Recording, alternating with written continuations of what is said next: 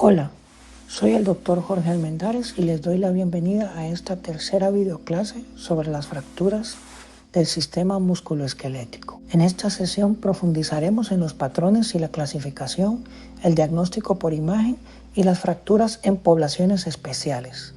Los niños, las fracturas por estrés, las patológicas, el anciano y el trauma facial, para terminar con los principios de manejo. Comencemos. Esta es la agenda de nuestra sesión. Comenzaremos con las generalidades de las fracturas, su definición, la anatomía, los patrones y los signos. Luego el diagnóstico por imagen con la radiografía, la tomografía computarizada, la resonancia magnética y la gammagrafía. Después, las fracturas en niños con el hueso inmaduro y la clasificación de Salter-Harris, las fracturas por estrés, las patológicas con los criterios de Mirels, las del anciano en la muñeca, la cadera y el tobillo, las fracturas faciales y especiales, incluyendo las de Lefort con reconstrucción tridimensional, y por último, los principios de manejo. Iniciamos con las generalidades de las fracturas. Veremos qué es una fractura, cómo se clasifica según sus distintos ejes y cómo reconocerla en la imagen. Flexión drusa continua, traumáticas que excede la resistencia del hueso.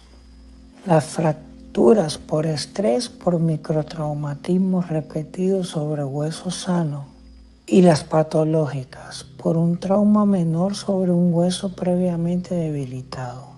Además, el hueso en crecimiento tiene patrones propios con sus placas de crecimiento o fisis y una mayor plasticidad. Toda fractura puede describirse combinando varios ejes. Según el trazo puede ser transversa, oblicua, espiroidea, comminuta, segmentaria o impactada. Según la exposición cerrada con la piel íntegra o expuesta y abierta cuando comunica con el exterior. Según el desplazamiento, no desplazado o desplazada con angulación, rotación, acortamiento o cabalgamiento. Y según el mecanismo, directo por un golpe o indirecto por tracción, compresión, torsión o flexión. La forma del trazo orienta sobre el mecanismo. La fractura transversa se produce por una fuerza directa perpendicular. La oblicua por una fuerza angulada o de compresión. La espiroidea por torsión o rotación. La comminuta con 3 o más fragmentos indica alta energía. La segmentaria presenta 2 trazos con un fragmento aislado. Y la impactada cuando un fragmento penetra dentro del otro. Distingamos la fractura cerrada de la expuesta. En la fractura expuesta o abierta, el foco comunica con el exterior, con riesgo de infección. Es una urgencia. Se clasifica según Gustilo Anderson en tipo 1, herida menor de 1 centímetro y limpia. Tipo 2, herida de 1 a 10 centímetros con daño moderado. Y tipo 3, herida mayor de 10 centímetros o con gran daño de las partes blandas, subdividida en 3A, 3B y 3CE. Veamos los signos radiológicos de fractura. La radiografía es la primera herramienta. Debemos buscar de forma sistemática la ruptura del contorno y la línea de fractura. Recordemos la regla de las 2 proyecciones ortogonales, 2 articulaciones, la de arriba y la de abajo, y 2 lados si hay duda, para comparar. En la segunda parte hablaremos del diagnóstico por imagen y de cómo elegir la modalidad correcta para cada escenario clínico. En cuanto a las modalidades de imagen, cada una tiene su papel. La radiografía es el estudio inicial. La tomografía computarizada define las fracturas complejas y permite la reconstrucción tridimensional. La resonancia magnética es ideal para las partes blandas, la médula ósea y las fracturas ocultas. Y la gammagrafía ósea es muy sensible para las fracturas de estrés y las lesiones no visibles en la radiografía. La tercera parte está dedicada a las fracturas en los niños, cuyo hueso inmaduro se comporta de una forma muy distinta a la del adulto. El hueso inmaduro del niño tiene patrones muy característicos, distintos de los del adulto. Es más plástico, más poroso y posee placas de crecimiento o fisis que condicionan tanto el tipo de lesión como su pronóstico. Como claves, consolidan más rápido, tienen una mayor capacidad de remodelación. La fisis es su punto débil y siempre debemos vigilar el crecimiento residual. La radiografía en el trauma es el estudio inicial, barata, rápida y disponible. Define el trazo, el desplazamiento y la alineación. Un ejemplo típico del niño es la fractura de torus, también llamada fractura en rodete o en caña de bambú. La capa superior del hueso se comprime y el lado opuesto se dobla hacia afuera, cerca del cartílago de crecimiento. Es una fractura estable sin desplazamiento. Recordemos, al menos 2 proyecciones perpendiculares, anteroposterior y lateral. Incluir las articulaciones proximal y distal. Comparar con el lado sano en el niño si hay duda. Y repetir a los 10 a 14 días si se sospecha una fractura oculta. Existen fracturas propias del niño. La fractura en tallo verde. La cortical se rompe de un lado y se dobla del otro.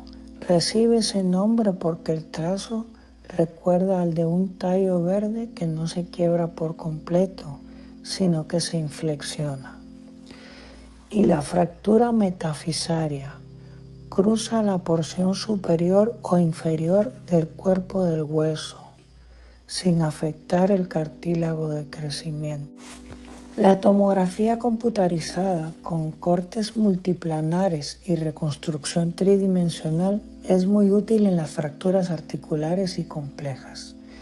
En el niño resulta clave cuando la lesión se produce en las placas epifisarias, es decir, el cartílago cercano a los extremos de los huesos, porque puede repercutir en el crecimiento. La tomografía se indica en las fracturas complejas articulares o comminutas difíciles de valorar en la radiografía. La reconstrucción tridimensional da una visión espacial de los fragmentos para planificar la cirugía. Es útil en regiones difíciles como el macizo facial, la pelvis, la columna, el calcáneo y la muñeca, y ofrece gran resolución ósea con una medición precisa del desplazamiento. Veamos las localizaciones frecuentes en el niño. El antebrazo y el codo son las más frecuentes, por caída sobre la mano. Cuidado con la fractura supracondilia, por su riesgo neurovascular. El tobillo y la tibia, por torsión o caída, frecuentes en el deporte. El húmero, por un golpe fuerte o un parto difícil en el recién nacido. Y la clavícula, durante el parto o por un golpe en el hombro, suele consolidar sin secuelas. En la cuarta parte estudiaremos las fracturas por estrés, aquellas en las que la carga repetida termina venciendo a la capacidad de reparación del hueso. Las fracturas por estrés resultan de una acción muscular repetitiva que supera la resistencia del hueso y su capacidad de remodelación. No hay un golpe único, sino la suma de múltiples esfuerzos sin recuperación suficiente. En esta imagen observamos una reacción de estrés en el calcáneo. Recordemos que son lesiones muy sensibles. La resonancia magnética y la gammagrafía las detectan antes que la radiografía. Continuamos con las fracturas por estrés, producto de esfuerzos repetidos sin recuperación adecuada. En este caso vemos una reacción de estrés en la tibia, una de las localizaciones más típicas en corredores y deportistas.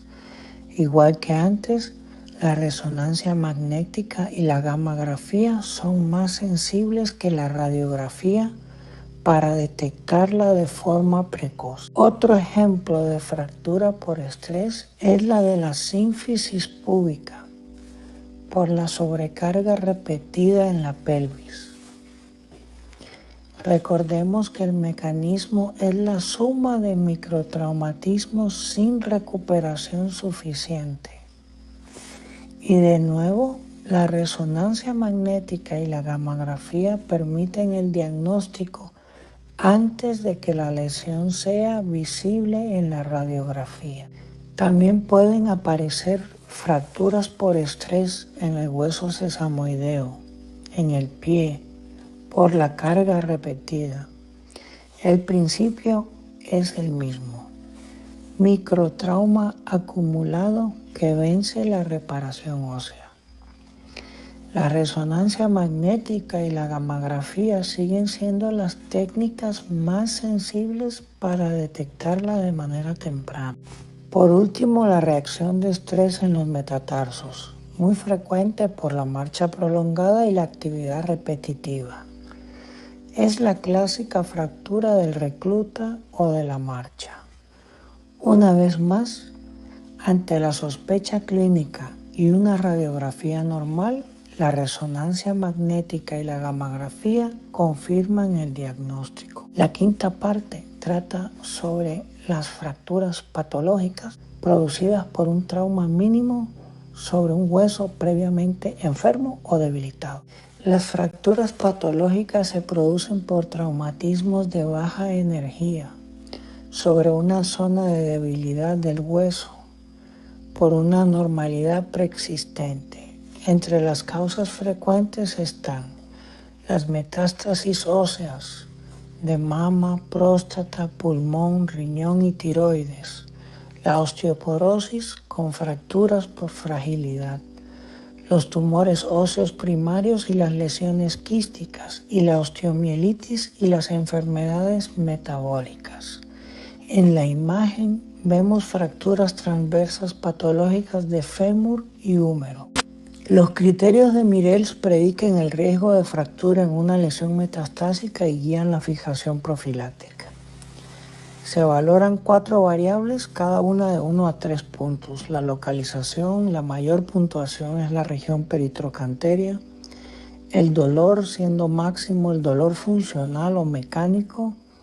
El tipo de lesión con más riesgo, la lítica, y el tamaño respecto a la cortical, siendo más grave cuando supera los 2/3. En la interpretación, 7 puntos o menos indican riesgo bajo con tratamiento conservador, 8 puntos riesgo intermedio a valorar y 9 o más riesgo alto que requiere fijación profiláctica.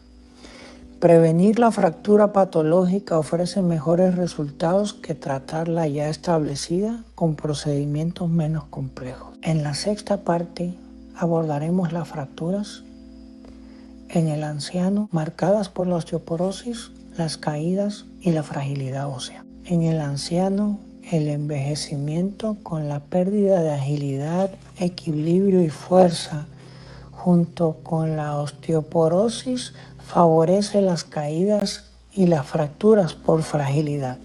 Los datos son ilustrativos. Entre el 5 y el 10% de las caídas provocan una fractura. A los 80 a 85 años, el riesgo de fractura por una caída llega al 30% y se prevé que los casos se dupliquen en los próximos 30 a 40 años. La fragilidad ósea aumenta con la edad. La fractura de muñeca o fractura de coles afecta al radio distal. Es la más frecuente. Al caer hacia adelante, la persona apoya la mano. En un hueso osteoporótico basta un traumatismo menor. Rara vez requiere cirugía. salvo una mala reducción o afectación articular. Revisemos los factores de riesgo de la fractura de cadera. Primero, la edad mayor de 75 años. Segundo, el sexo femenino. Tercero, el bajo peso corporal. Cuarto, la comorbilidad como la osteoporosis, la insuficiencia cardíaca o el hipertiroidismo. Quinto, la nutrición con déficit de calcio y de vitamina D. Y sexto, los hábitos como la inactividad física y el tabaquismo. La fractura de cadera se clasifica según su localización.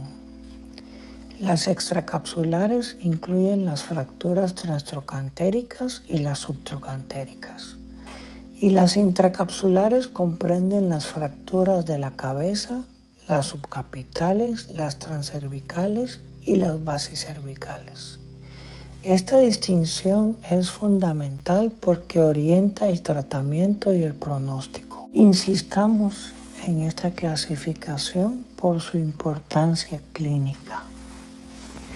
Recordemos que las fracturas intracapsulares, al comprometer la irrigación de la cabeza femoral, tienen mayor riesgo de necrosis avascular, mientras que las extracapsulares, transtrocantéricas y subtrocantéricas respetan mejor la vascularización.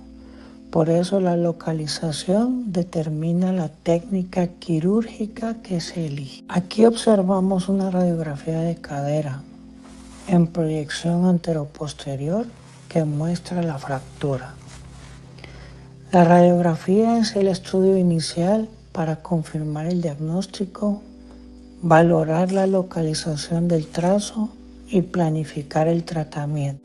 La clasificación de Gardner valora el desplazamiento del cuello femoral. A mayor grado, mayor es el riesgo de necrosis avascular y de falta de consolidación. Por eso los grados 3 y 4 suelen requerir una artroplastia. La séptima parte está dedicada a las fracturas faciales y otros casos especiales propios del trauma de alta energía con reconstrucción tridimensional. En las fracturas faciales conviene recordar la anatomía de los tercios de la cara. El tercio superior comprende el frontal, las órbitas y el etmoides. Puede afectar el sistema nervioso central y el globo ocular. El tercio medio incluye el maxilar, el malar y la nariz. Alberga los senos y la arcada dentaria superior. Y el tercio inferior corresponde a la mandíbula y el contenido oral. Es una zona ricamente irrigada e inervada. El trauma puede comprometer la vía aérea, la visión y estructuras nobles. Las fracturas de Lefort se clasifican en 3 tipos. La Lefort 1 tiene un trazo horizontal sobre los ápices dentarios y separa el maxilar. La Lefort 2 es piramidal. Cruza los huesos nasales, la órbita medial y el reborde infraorbitario.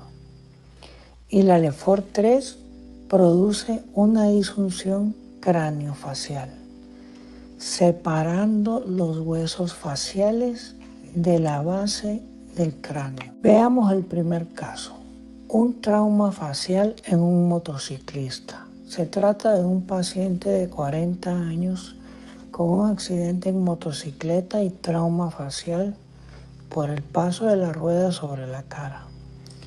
La reconstrucción por imagen permite valorar la extensión de las fracturas del macizo facial. En el segundo caso, un accidente automovilístico.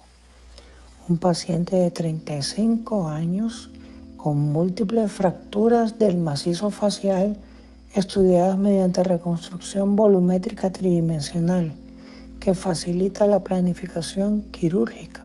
El tercer caso corresponde a una herida por arma de fuego. Un paciente de 30 años con una herida por proyectil en la cara, evaluada mediante reconstrucción volumétrica. Estos casos de alta energía ilustran el valor de la tomografía tridimensional en el trauma facial complejo. Y en la octava y última parte revisaremos los principios de manejo, desde la reducción hasta la consolidación y sus complicaciones. Los principios del tratamiento se resumen en 3 pasos. Primero, la reducción. Restaurar la alineación anatómica de forma cerrada mediante manipulación o abierta mediante cirugía. Segundo, la retención. Inmovilizar y mantener la reducción con yeso, tracción o fijación interna o externa. Y tercero, la rehabilitación. Recuperar la movilidad, la fuerza y la función, evitando la rigidez y la atrofia. El objetivo final es la consolidación ósea en buena posición, con una recuperación funcional completa. La consolidación ósea es un proceso continuo, desde el hematoma inicial hasta el hueso remodelado. Su ritmo depende de la edad, la vascularización, la estabilidad del foco y el estado general del paciente.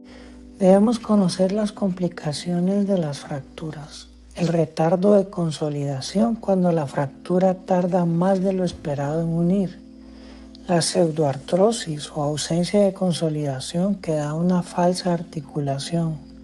La consolidación viciosa con unión en mala posición por angulación o rotación. El síndrome compartimental, un aumento de presión que constituye una urgencia por el riesgo de necrosis.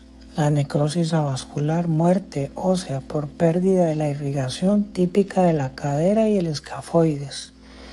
Y la embolia grasa y la infección, sobre todo en las fracturas de huesos largos y expuestas. Repasemos los puntos clave. Una fractura se describe por su trazo, su exposición, su desplazamiento y su mecanismo. La radiografía en 2 proyecciones es el estudio inicial, mientras que la tomografía y la reconstrucción tridimensional resuelven lo complejo. El hueso del niño es distinto, con una fisis vulnerable y patrones propios, como los de Salter-Harris. Las fracturas por estrés y las patológicas exigen sospecha clínica, imagen sensible, como la resonancia y la gammagrafía, y el uso de los criterios de Mirels. En el anciano dominan la muñeca, la cadera y el tobillo, sobre hueso osteoporótico. Y el manejo busca reducir, retener y rehabilitar, vigilando siempre las complicaciones. Con esto concluimos nuestra tercera videoclase sobre las fracturas del sistema musculoesquelético.